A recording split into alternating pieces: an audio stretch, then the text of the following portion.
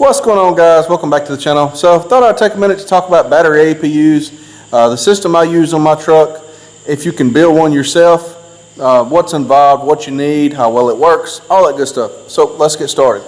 The first thing you need is you need a truck with 8 batteries, or you need to put 4 additional batteries on it. Most trucks only have 4. This Volvo here has 4 additional batteries on the passenger side, as you see right there. We have 4 batteries here, and then there's 4 batteries around on the other side over here.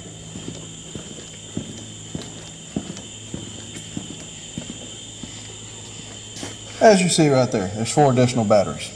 So the way this thing works is, this truck had a factory installed power inverter right here.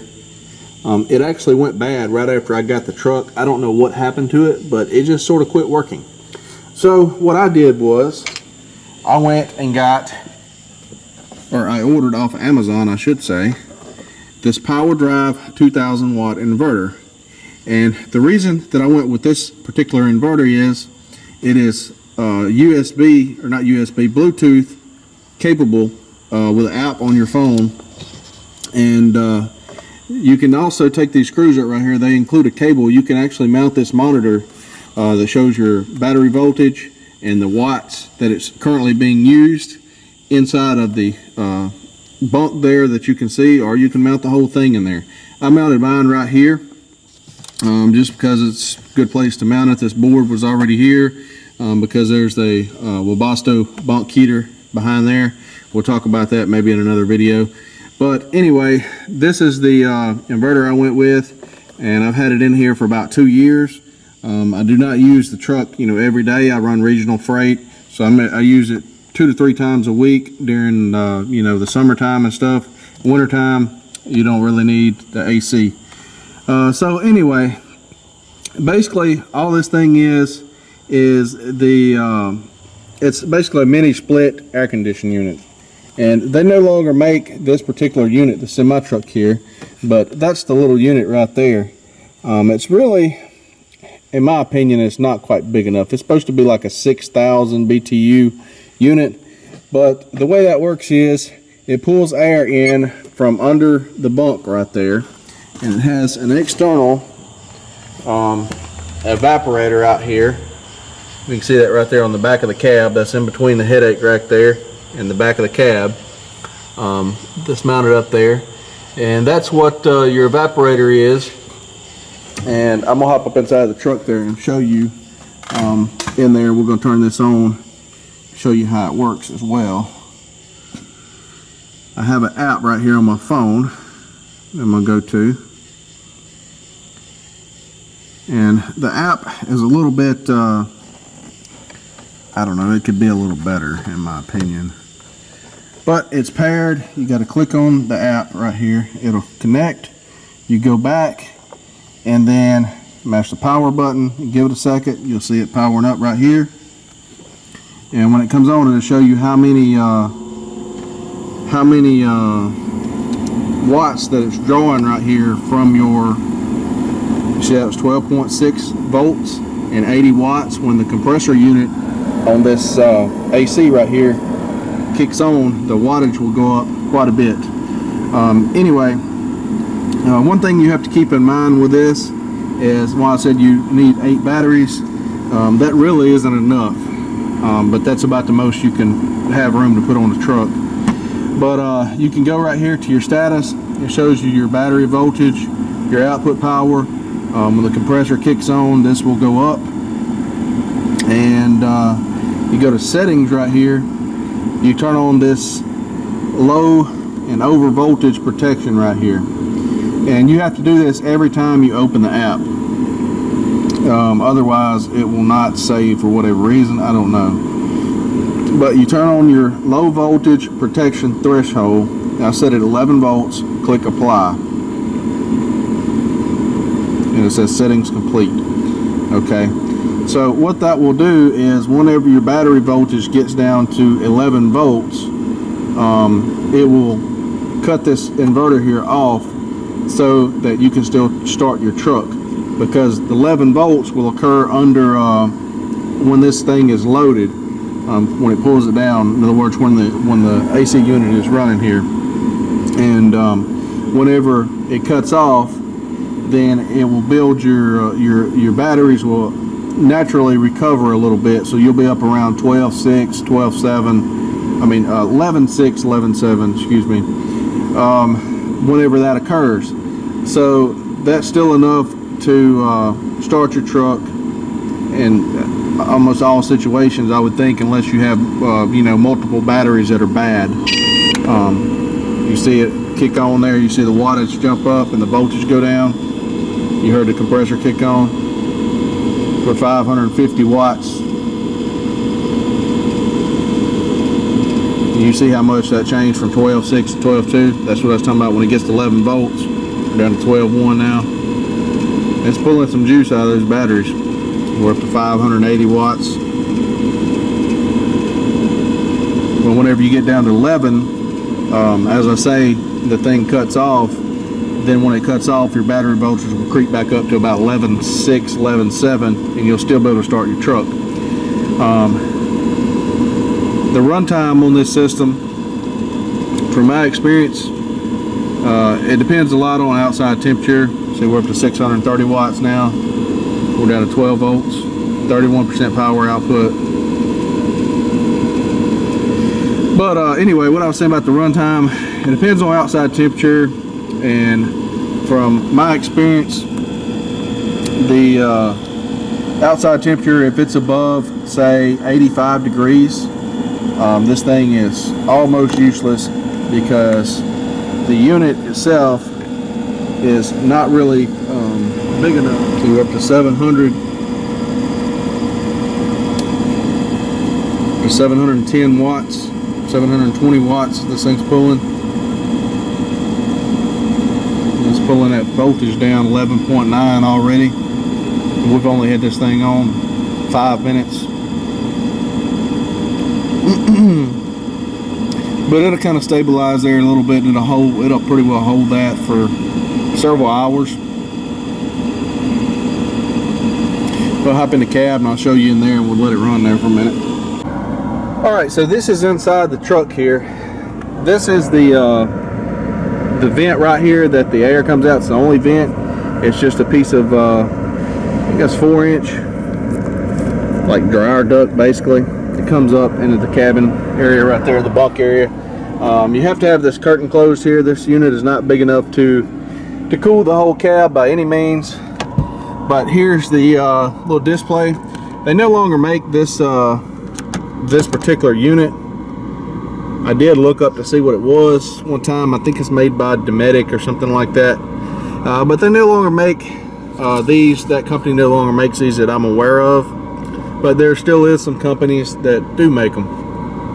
But that's your control panel. And as I say, I just use my phone to turn it on and off. Let's see here. We go back to the app. So it's pulled it down to 11.8 or 40%, and you just go here, and whenever you mash the power off button, it cuts the power off to the inverter, which kills the unit right there. And so that's my setup. I like the fact that it's quiet. There's no vibration or anything.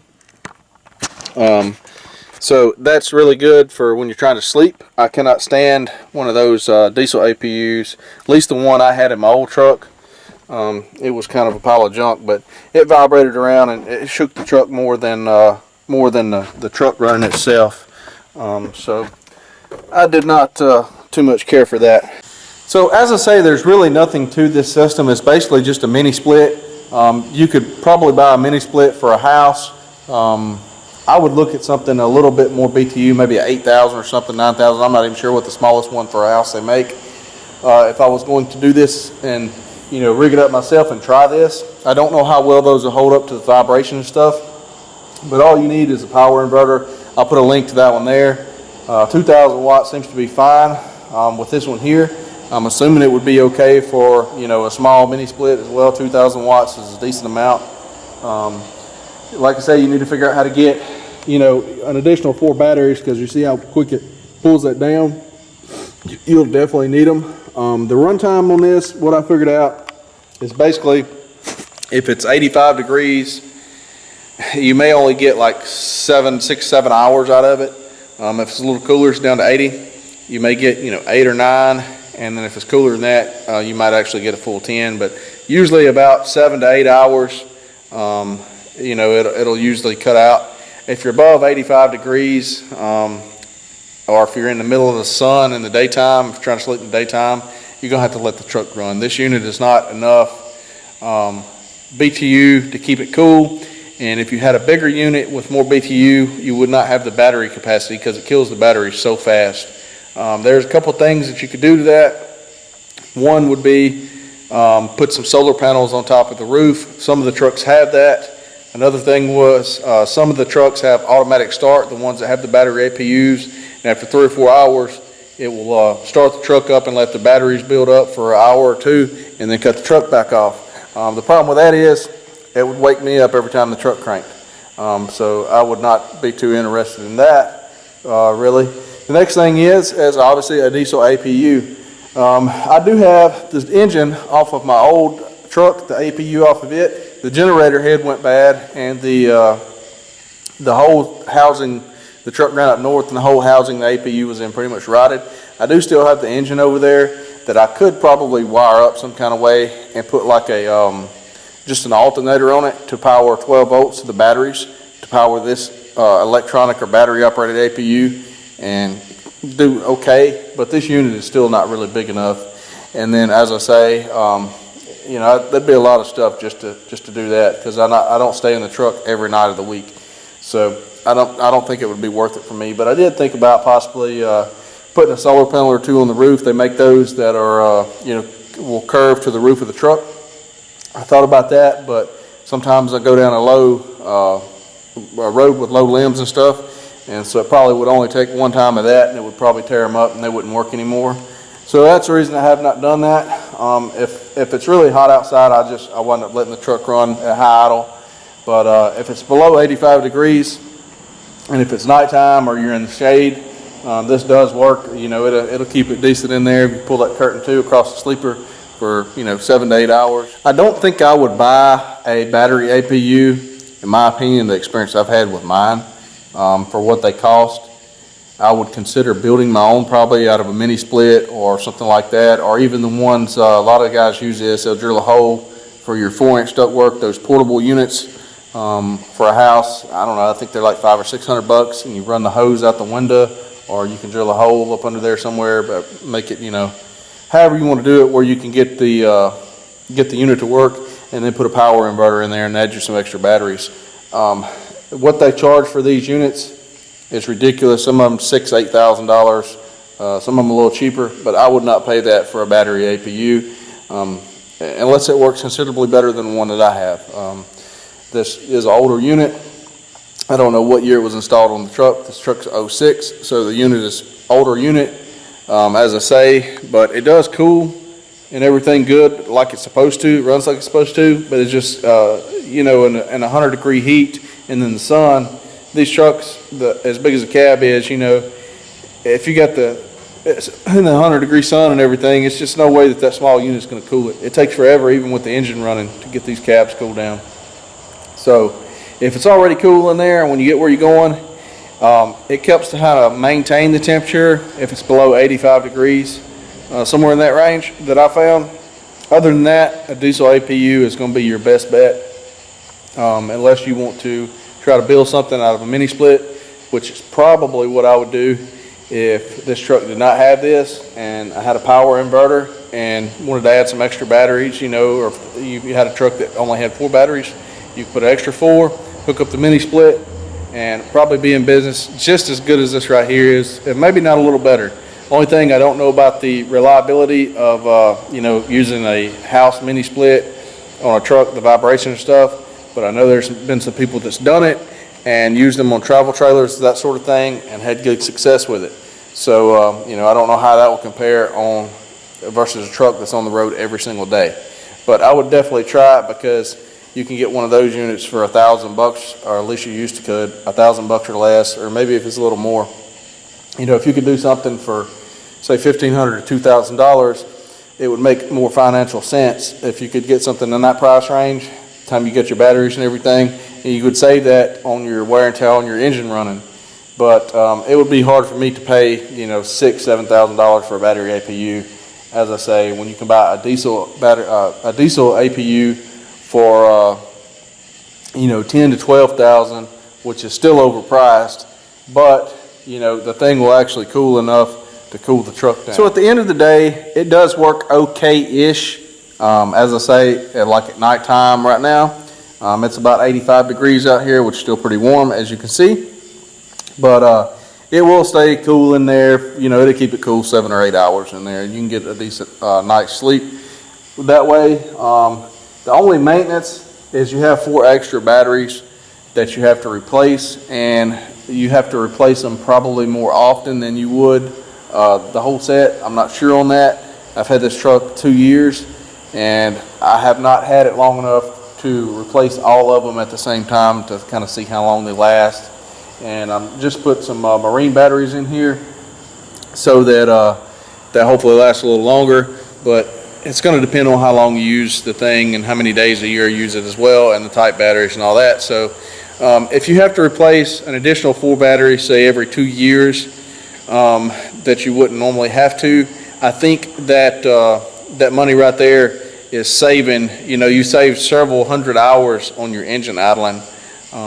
You know, so I think that helps out on, you can extend your oil changes and stuff a little longer if you want to, I would think. And it's also just better for the engine overall, because it's not good for that engine to sit there and unnecessarily put hours on it just to run an AC compressor.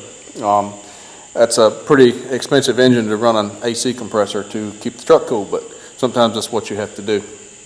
So I think it's worth it to have it on there, but as I say, I don't think I would spend, you know, 6 or 7 grand, whatever a new one is, unless it works better than this, because this one works okay-ish.